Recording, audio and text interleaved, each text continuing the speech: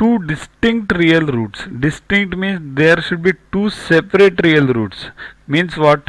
See, these are the roots of a quadratic equation. X equals to minus b plus or minus root of b square minus 4ac upon 2a.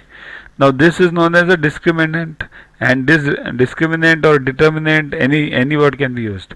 Now if this b square minus 4ac is greater than 0, then it will have two separate roots which are real. Okay, if it is equals to 0, then roots would be real, but there will be only one root, means both root 1 and root 2 will be equal.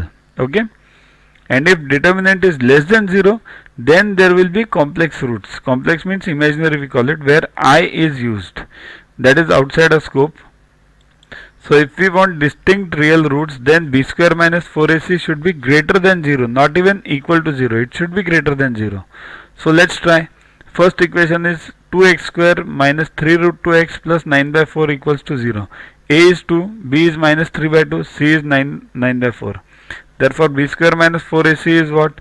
9 into b square, 3 root 2 square. So 9 into 2, 18 it will be. 9 into 2 minus 4 into a is what? 2 into c is what? 9 by 4. So solve this, you will get 18 minus 18, 0. So 0 means what? Roots are real but equal, they are not distinct. So it does not have distinct real roots.